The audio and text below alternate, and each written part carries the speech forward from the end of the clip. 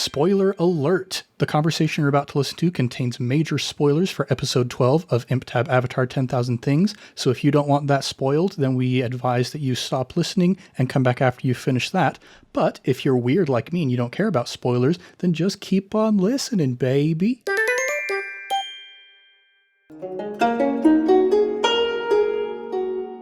What's shaking, everybody? It's the Obligatory Talkback, the show where we step outside the narrative and break down the story from our perspective as real human beings. I am real human being Ned Wilcock, your host and GM. In this talkback, we're discussing episodes 0 through 3 of ImpTab Avatar 10,000 Things, which means today I'm joined by... Caleb Anderton, the real human being. McKenna Steele, the real Donald Duck fan. And Christian Randall, still not a real boy. Someday. You know, maybe through the generosity of our fine Patreon patrons who are supporting these episodes, we can build up enough funds to get you a real boy-ectomy. No, that's not how it would be. We'll get you a real boy transplant or something like that. I'll take it. It's a desperate desire of mine. Indeed. Well, everybody, you are listening to the very first episode of the Obligatory Talkback. Stuff that you can expect in these episodes. We're going to talk about how we feel about the episodes, where we think things are going, some of the artistic creative process going into it, maybe some theories about the future of the campaign. And these first few episodes, we're going to be working through a bit of a backlog. So like I said, we're going to go through the first 4 episodes of this campaign, including our session 0. Probably go a little bit longer than our later episodes will be once we actually kind of get into the flow of things. But for now, we're just excited to have this new show going on to see how it goes. Oh, yeah. Absolutely. It's exciting to be able to talk about some of what's going on inside of our head. Mm-hmm. Yep, I've had notes in my brain for like, man, I hope that I get to talk about that someday because that was a fun thing that happened. Mm-hmm. Of course, you know, now that we're starting this show, I'll probably forget all of them, but you know, they've been there. Yes, those of you who have listened to our Fate episodes are well aware of Caleb's memory problems. Yep, 4 kids and all the sleep deprivation that comes with it do wonders for your lack of memory. Woof. Indeed. Maybe we should never have kids. My lack of memory is already terrible. Hey, maybe it'll go the opposite way for you and your memory will get better. You never know. Well, this kind of actually leads into the first question that I have for you guys in terms of, well, like starting with our session 0, this was just all about getting to know our characters. And so what I'd be interested in hearing is what were the influences that initially inspired these characters? What were the sparks that turned into these wonderful characters that we love so much now? You know, aside from just the fact that Caleb is forgetful and Amar is amnesiac. That was separate. That just came from me wanting so badly to include Amar some more and have more adventures with him. I talked about this a little bit in my own interview, but I just fell in love with the character of Amar for the one shot, and I was trying to make another character and it just didn't work. And so him having amnesia was like one of the only ways that Ned and I were talking about that I could really justify him being there as no longer an antagonist. But yeah, I've also talked about this a little bit, but I really, like, when we started this and decided that we were going to be forming a team of villains and that it might be a heist, like way back at the beginning of talking about the library heist, before that happened, I was like, I want to be the getaway driver. Like, can my guy, can he have an avatar motorcycle? Yeah, that's where that came from. Zen and the Art of Motorcycle Maintenance was something I was already reading, kind of informed that desire of mine, and I'm super pleased with where it all went. So for you, it started with the motorcycle and went from there? Kinda, yeah. I guess it did. And as I went on through character creation, the book Zen and the Art of Motorcycle Maintenance bled into that character a lot more, and I kind of created this own avatarified version of kind of the main character in that story. But yeah, I think that's where it started was, I just want an avatar motorcycle. I want to be the getaway driver. Yeah, and when we initially started talking about the idea of Amar's amnesia, you know, trying to justify how we could keep him in the story, there's a book that I own that was actually really helpful for me in kind of helping to work this out. There's this guy named Timothy Hickson. He has a YouTube channel called Hello Future Me, and he talks about how to write, how to build worlds. He breaks down popular stories and Avatar: The Last Airbender is like his favorite media franchise of all time, so he uses lots of examples from Avatar, but he also goes into Harry Potter and Lord of the Rings and Game of Thrones and a whole bunch of other stuff to use examples from the stories that we already know and love to illustrate these principles of writing and world building. He has currently a 2-book series called On Writing and World Building, and in the first volume he talks about amnesia and how it's kind of a tricky thing because it can be just such a cop-out. That was something that I was kind of worried about going into it, was are people going to look at this and be like, you gave him amnesia, what the heck, that's not actually a good reason. But part of the advice that he gave was, sure, you can do it if you play it right, if everything is justified within the story. And if you're listening to this episode, then by now you've probably already heard the reasoning that we came up with for why Amar had that amnesia in the first place. And it worked out so perfectly that the characters, when they had their inciting incident, that was involved with the Dai Li, because I was already thinking, hey, the Dai Li came in, they brainwashed Amar, that's how all of this happened initially. That book also, I don't know if this is in one of his books yet, but he has a video on his YouTube channel where he talks about how to make a good prequel, and maybe I'll dig into this a little bit more in a later episode because we have a lot to talk about in this episode already, but I devoured that video and I was like, okay, this is going to be a prequel campaign to the first series of Avatar: The Last Airbender. How do we overcome the pitfalls of prequels? I want to talk about that at some point, but for now, I'd rather hear what Christian and McKenna have to say about the sparks of light that turned into Jetsun and Zaya. You go first because I'm trying to remember. For me, I'm a sucker for the traditional hero's arc that we all learn about in English class at one point or another. One of the characters that kind of has to be there is this mentor character. Star Wars has Obi-Wan Kenobi, Avatar has Uncle Iroh. There's obviously, different versions of that throughout most mediums, but I thought it would be fun to kind of lean on that Uncle Iroh trope of an older person who has lived a life that they might not be the proudest of. I leaned on him, and I leaned on another character from the Stormlight Archive books. If you've listened to the Fate campaigns, you know how we feel about Brandon Sanderson here. Oh yeah. But really the only thing I went into character creation with was the idea that it would be an old guy who was probably an airbender, and then everything else I kind of just let happen on the moment. And then so much of, honestly, the other two characters has informed who he is, as a full 3-dimensional human. It's been so fun to mess with this character because it's one of the few I've had in a while where I feel like the character will do things and I didn't realize he was going to do those things until it happens. And I'm like, oh, okay. I gotta figure out why he did that and justify it. And then it's going to create in-world story problems that I'm going to have to fix too. So it's been a lot of fun. Definitely not one that I thought about a lot beforehand. I've been trying specifically to lean into the whole improv idea with this, and I feel like it's been a fun, good little exercise. But it's pretty obvious you had a pretty extensive backstory, right? That's always been there. That has not always been there. Really? Ned and I have worked that out. Yeah, there have been, we had kind of a rough idea of, Jetsun is a disgraced air nomad who, he has his tattoos, so he was very revered and venerated within the air nomad culture. And so we had a couple ideas of okay, this is the broad strokes of maybe what happened that led him to this point. And then eventually when we received the book and I was reading through the section about the guiding wind in Avatar Roku's era, which, we'll maybe save some of the specific details for that for when we get to that point in the obligatory talkback. But it all just fell into place so perfectly. Yeah, it's another one of those moments, sort of like you were talking about with the Dai Li, how we as a group kind of just said, we had a Dai Li incident when we lost Lobsang, and you were like, I already had a plan with the Dai Li. This is all perfect. This is just working out. When the books came out, it was very much the same sort of oh, okay, so we accidentally made, this is already basically canon, and so it works.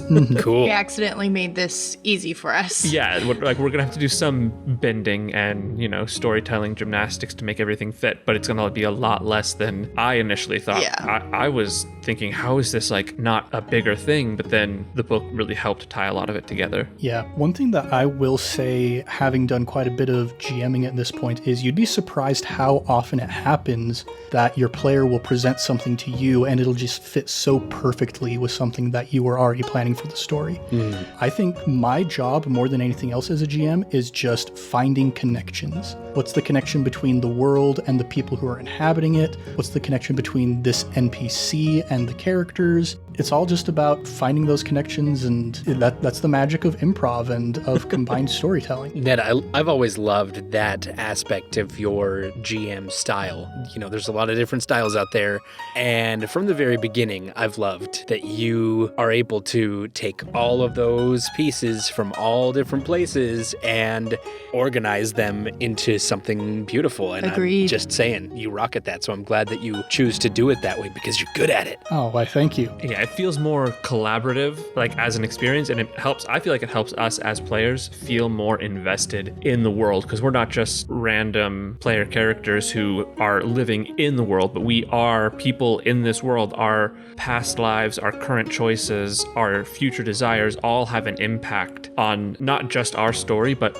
the world around us as well. So it helps us feel invested, and like the world is more of a living thing. Yeah, and Powered by the Apocalypse games in general, I find, are great for being able to do that. The rules can just handle anything you throw at them pretty much.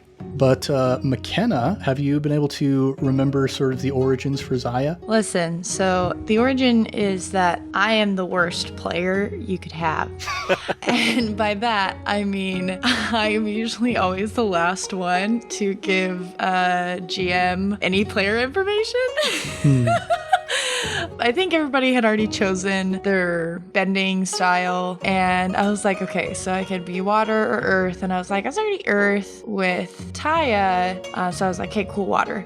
And I don't know, I didn't really have an idea of where I wanted to go with her. I feel like I just kind of sat down and I was like, okay, I don't know what she looks like, I don't know who she is really, let's just look at her backstory and start with there and see kind of who she develops into based on what her backstory is.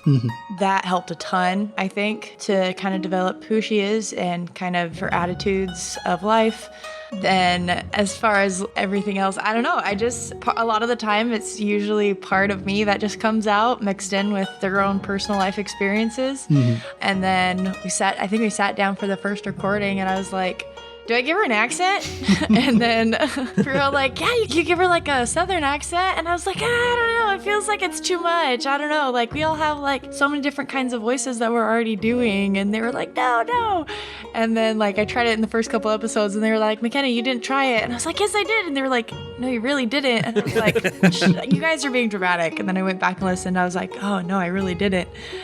So I don't know. I feel like there wasn't much that I based off of. It just kind of grew as I wrote. Yeah, and that is also a testament to the improv style of playing, that it's good to have sort of a baseline of who your character is, but the more you leave open, the more you can discover who that character is in the moment based on the circumstances they're in. So like as we started getting into those first few episodes of actually portraying these characters, what would you say maybe was what was easy about inhabiting your character and discovering who they are? What was difficult? What has surprised you to discover about your character? Yeah, what's been easy has been how welcoming she is to everybody. I think it was surprising to me at first. Like I figured that she would be this way. And I think that is kind of a part of her playbook too, is just kind of, talking to people and getting to know people and forming allies. And so that part's been easy, and I was very surprised at how quickly she trusted Amar, but it felt right in the moment and it felt nice. But something that's been difficult is, like, in their backstory, like, there are very obvious reasons as to why she does not trust her bending abilities. And, I mean, the dice very much help to solidify that she does not trust her bending abilities. But it was, I don't know, it was at times hard to remember that, because I would always want to be like, oh, just use my bending, but then I'd have to be like, but she doesn't trust her bending.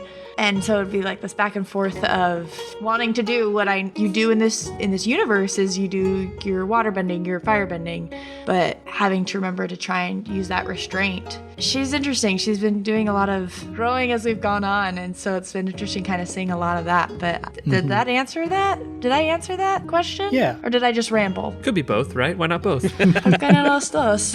I also was kind of surprised at the blend of kind of sass and tenderness that we see in Zaya. Yeah. A lot of the sass comes from just the fact that she's played by McKenna Steele, I think. Yes. And I was expecting you to kind of lean a bit more into that at the beginning, but I am very glad that you leaned into some of your inbred tenderness as well. Zaya has been a very comforting and very, she is a waterbender. She helps to soothe. Yes. And I think I had intended to go the way that you thought it was going to. But that initial moment with Amar, I think, was a very pivotal moment of, okay, this is kind of more the path that she's going to head down. I love that unexpected blend because it makes her feel so much more like a real person rather than just like a caricature. Yeah, I know in these first 3-4 episodes, I definitely had Jetsun in my head as more of a caricature, kind of this stern older man who was very by the books and would kind of be like a foil to these wild kids. I think the fact that you two both, and like some of the way the NPCs that Ned portrayed acted around and about Jetsun really helped inform who he ended up becoming. Like, again, I think for all of us, I think for the whole campaign, really, that first moment where McKenna came in and showed that mercy and that tenderness right away towards Amar, it gave all of us a chance to, I feel like, show a side other than we initially, I think for all three of us, another side than we initially intended. Like, that's when Jetsun suddenly was like, oh yeah, he has a very easy cry switch apparently, and he's secretly a big softie. And that like pretty quickly allowed for the little kind of shenanigan with tricking Wan Shi Tong a little episode later, I think it was. Because yeah, it's definitely in my head when we were doing the character creation, I intended him to just kind of be stern, and I think we see a bit more of that in the beginning when he's kind of like snapping people on the head a little bit more, and it's still there as part of the character, but it has surprised me how much more of a real person he feels like as time goes on, because he just reacts to situations like he would realistically. It's fun and nuanced in a way that I wasn't necessarily expecting. I was kind of, I think, a little bit hearkening to the idea of the original Avatar series where it's like, this is a kid's show, but it's like, there's more going on and it's deeper than that. Yeah, I think that initial decision that McKenna made to decide to just trust Amar and to accept him really kind of set the tone for the entire campaign in a lot of ways, and especially the group dynamics here, seeing this unexpected trust from Zaya, this unexpected tenderness and emotion in Jetsun, and this unexpected vulnerability and kind of fear from Amar with all of his bravado and his facade that he puts up all the time. Yeah, that definitely informed a lot of my thoughts and feelings as Amar going into this group. There's a lot of things that change and are difficult and things like that come up in portraying a character, and I actually love that we're getting to do this on a much longer term scale than just our Fate campaigns, because you get to see how these characters do change. I do have a question specifically about Amar. Yeah. Do you feel like it's more difficult to not remember what you're not supposed to remember? Like, to not sort of lead your character by the nose occasionally? Sometimes that is difficult, and then other times it's very freeing. Just to completely open yourself up to, like, yes, I am this character, but without a lot of that, what's been going on in the past, he's free to act in the moment and react to what's going on however he wants to, however he is genuinely feeling at this time. So I'd say a bit of both. That makes sense. The whole empty cup idea. Yeah. That's something you and Ned talked about, right? Yes. Yeah, we talked a little bit about, Zen and the Art of Motorcycle Maintenance already in this episode, but something that Caleb and I talked about before we started recording is, he'd been studying some of this kind of Buddhist stuff, and I'd been starting to study Taoism, especially with like the Tao of Pooh, which is a wonderful book. It's so good. Since then, I've started reading an awesome translation of the Tao Te Ching by Marshall Mullinax. I've read some Buddhist works by Thich Nhat Hanh, and Caleb and I were looking at these, and one of the great things about Eastern storytelling as opposed to Western storytelling is Western storytelling is so black and white and isn't really representative of what the world is actually like. And so we wanted to use not only the setting, but also the system itself as a way to bring in a bit of Eastern storytelling and a bit of Eastern philosophy. These ideas that it's not all just black and white. There are places in the Avatar Legends book where it talks about how there are no absolute villains, there are no perfect heroes, there are just people with different motivations trying to get by in the world. And so Caleb had found a few particular Buddhist principles that he thought were significant and sent those over to me. And one of those was the empty cup. That story that Wan Shitong told at the beginning that ostensibly came from Monkey Otso is an ancient Buddhist parable that we, basically just kind of co-opted and gave to Monkey Otso. But that's been something that I've really enjoyed, is just this little way to kind of introduce some of these Eastern ways of thinking that are a bit more compassionate towards the world and towards the people who inhabit it, I think. And it's been really fun having Wan Shitong as this wisdom spirit who is very knowledgeable and who's able to share some of these things. And I mentioned this, I think, at the beginning of the campaign, that I want to portray Wan Shitong as more of a sympathetic character initially. Then we can eventually see kind of his descent into bitterness. So that's my thoughts on it. I've been kind of rambling. Caleb, anything else that you want to share on that? Yeah, I also, because you guys had all read the Tao of Pooh and we're talking about it, I read the Tao of Pooh, and then I picked up a no-nonsense Buddhism for beginners book, having no experience with it beforehand. And yeah, that was really fun to be able to look at Amar's journey and give it a bit more of a Eastern philosophical, spiritual twist. And so I'm actually excited for a lot more of the interaction between Amar and Wan Shitong as that comes up. We haven't had a ton of it yet, but we kind of decided that in that way, Wan Shitong is going to be a bit of a guide to Amar. And it's just really fun. It's really fun to take stuff that you don't know about and learn about it and start to try to integrate it in a creative way into a story. And it's just been really fun. I'm having a blast. That's really interesting. I wonder, just, with natural biases and stuff, we are all Western culture born and raised. And I feel like you too, especially more so than McKenna and I, have done a little bit more research into the whole Eastern philosophy and ideas like that, and how this story could be a sort of marriage or a blend of the two, just because, Western influences are going to be there because of who we are and the lives we've led, but bringing in these other ideas that might have just kind of been on the periphery for me. I've always been interested in ideas like that, but it's cool that you guys have consciously tried to put them into the very fabric of the storytelling. Mm-hmm. I don't do things by halves very well. I hyper-focus and I just do a deep dive, get a little obsessed for a while.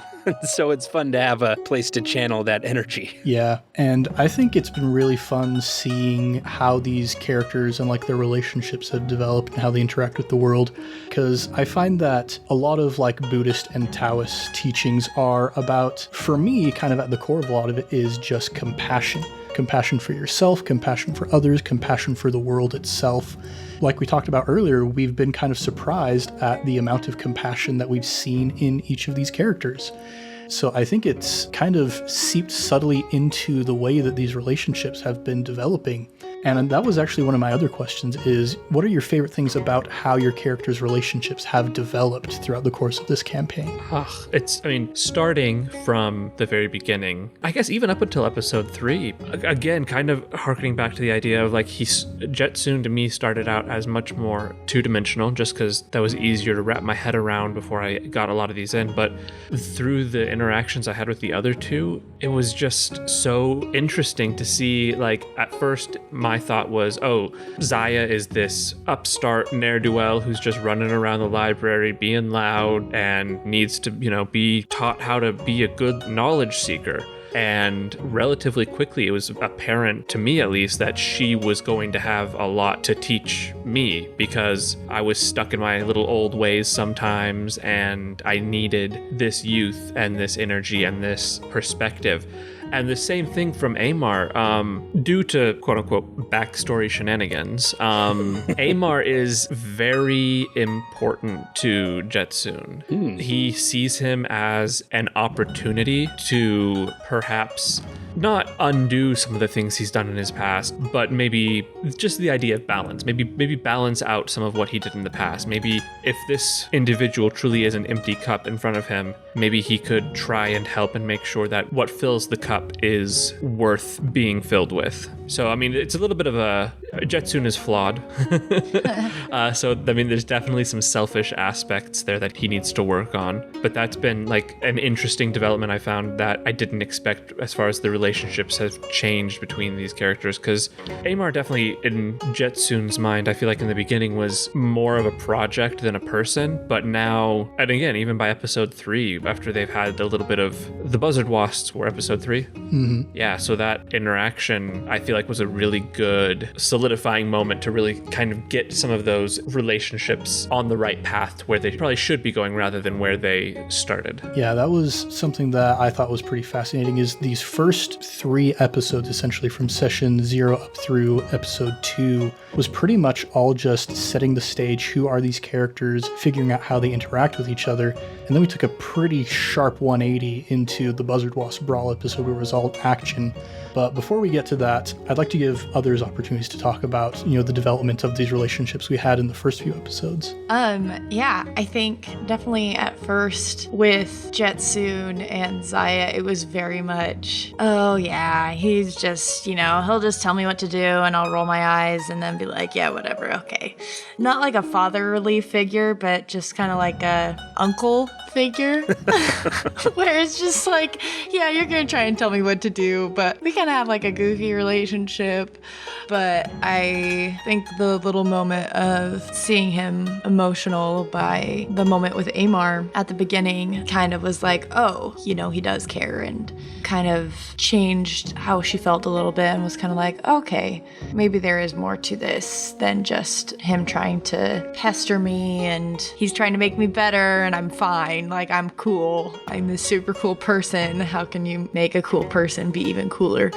So with the group, him and Lobsang were obviously, I think we had talked about how they had known each other longer. And so I think there had always kind of been in that group a little bit of a third wheel. And so with Amar, it felt as if there was almost like a, okay, I get my own friend now. You have your friend. I have my friend now, okay? And so I think part of that was also just kind of an excitement of, yeah, you can come. Yeah, okay, Jetsun, yeah, we'll go get your friend. And then we can be in this little group. And then I don't have to just be me and Marmar. I can have this guy. Aww. Almost just like a comfort at that point and excitement to just have somebody new, especially as they're getting to know each other, someone that is kind of into pranks a little bit and just doesn't take life too seriously and that she feels like she can vibe with. Like, compared to her, everybody's pretty serious at the library. And so I think it's nice for her to have someone that is kind of similar playing field of like, hey man, it's chill. That was also absolutely unexpected for me to find almost a little bit of a kindred spirit in Zaya, where Amar doesn't remember his past, has been thrown into this new group, and is just looking for some way to connect. And man, that whole conversation about pranks and confetti and glitter and stuff as Zaya and Amar are making their way up the stairs, just right at the beginning, that was so unexpected and so fun. And it was really encouraging for Amar because, especially with his memory gone, nothing matters too much because there's nothing to matter to Amar at that point. Like, everything is chill because there's nothing serious yet. And so that was a very fun way to bond over that Amar wasn't expecting. And then as well with Jetsun, Amar's idea of Jetsun was very similar at the beginning. Like, oh boy, he's just going to be rambling and droning on constantly, and then seeing how he really does care for us. And then, okay, with the Buzzard Wasps, seeing Jetsun's competence in combat, holy cow, that stepped up Amar's respect for Jetsun several notches. That was a big change, and I think it's fun for this stuff to happen totally naturally like that. Like, your opinions slowly change like they do in real life. Yeah, and I definitely have some stuff I want to say about the Buzzard Wasps, but first, one specific question I have for you, Caleb, is when did you decide that Amar liked Zaya? Man. Was that as early as episode 3? Because we have, like, starting in episode 1, The Empty Cup, up, she sits down and Geisen comforts you. And then in episode 2, before you head out to Misty Palms, there's that moment where she's going off to do some stuff and you're like, hey, wait up, let me come walk with you. Like, there's kind of these evidences from the very first couple episodes that there's at least a connection there. So I'm wondering, at what point did that turn into something a little bit more? I don't think it had turned into more just yet. It was at the beginning, there was the guiding and comforting that happened that definitely made Amar more comfortable with her. And then the hey, wait up was a bit more just kind of striving to find connection with the person he felt was more approachable out of the two. Okay, if I'm being honest, I think that Amar first realized there was something more for Zaya when the Buzzard Wasps attacked her and they were all over her and he had to get those off. That's where I think it happened. Side note, this was not planned. I personally, I am an absolute hopeless romantic. Ask my wife. I had even had plans. I'm like, okay, this campaign doesn't need any lovey-dovey stuff. I'm even going to make Amar slightly older. So that might be potentially awkward with Zaya or anything. We're just going to see where it goes without any of that. And I'm so bad at that. Like I said, I'm a hopeless romantic and that just bleeds into literally every character I make. Also, during the playing of Amar, he came off a lot more like, yes, he may be in his 30s as a human being, but mentally he's a bit younger, I think. And the memory loss didn't help with that. And so I think that finding this connection with somebody who's also, cut from the same cloth, enjoyed pranks and not taking life too seriously, it all kind of built gradually. And yeah, like I said, I'm just a sucker for that type of thing. And so it has to be everywhere. And it just took a little life-threatening situation to solidify it. Yep. But yeah, like I said, there's that big 180 into Buzzard Wasp Brawl, our first combat of the campaign, where stuff got very technical and very mechanical very quickly. This is the episode where it's like, okay, we really are learning how to play this game on the fly as we record, aren't we? Yeah, you guys did a good job editing that one because it needed a lot of, wait, what am I doing? How does this work? Cut. So much. Yeah. That is one thing that I'm not sure that we've super addressed on the show before, is the fact that this is essentially the only time that we get to play this game, because all of our other campaigns are D&D 5e, because that's what all of our friends want to play, essentially. But it is very refreshing to get into this new system, even though it is a big cognitive shift to make from something like D&D, where it's all about hit points and all about the math and all the crazy numbers going into it, over to something like this, which is just a vastly different type of combat system. It's wild, but it's a lot of fun. Honestly, story-based combat is really refreshing. I love it. I'm a big, I think the term is power gamer. I enjoy that crunchy numbers and stats and combos and things where it's like, okay, this is really cool, and if I can pull this off, this is really neat. And even right from the get-go with this one, I feel like maybe I'll use something like the difference between something like a hard magic system, like something that Brandon Sanderson has, which is very concrete rules, very limited. That's something that I would equate more to maybe like D&D. These are the things you can do and these are the things you can't do. This one feels almost more like a soft magic system where it's like, if you can justify it in the story, you can do it. Well, and assuming the dice agree with you. It allows for a lot more fun. And we've seen this more so as things progress. But even in that first fight, there were moments where we could just say, hey, I'm going to try and do this. And then we could do it. You could just do whatever you wanted in that moment that fit with the story. And I really love it. I loved just jumping into it. I know there were a lot of technical errors that I made in that first combat, but it's just a lot. I enjoy the combat in this a lot. Well, and for me, I know that during normal 5e D&D, I'm a very competitive person. I like to go first. I like to do the most damage. And for me, this takes that out of it, which helps me to have a more fun time, honestly, because I'm not sitting here thinking, dang it, I didn't go first, or I didn't do the most damage, which is so stupid because that's not what D&D is about. But my brain is automatically just like, I have to win. And I love that about this because you get to choose, okay, everybody chooses at the same time. What approach do I want to take in this? And then there is still that level of chance to it, but it's not as Caleb's over here, he did 50 damage to this guy, but I did 2. it makes you still feel valued as a player. Because that's another thing is, in those instances, I don't always feel as valued when I'm unable to do as much damage as I wanted to. I feel like this helps provide every player to feel like they are doing something to help the party. Yeah, that actually reminds me of something that Evan was talking with me about after we recorded the food fight one-shot, because his character Kai, like his whole character concept was he's a slacker, he only has the job because his dad owns the place. So his whole shtick was, I'm just kind of a layabout, I'm not really an effective person, I'm just kind of doing my own thing. And he came to this realization as we were playing that the way this game is structured, he can still play that character, but be helpful to the team. Like, there's a sidebar in the rulebook for Avatar Legends, and it says, hey, where's the bending move? And they're like, there is no bending move because it's just part of who you are.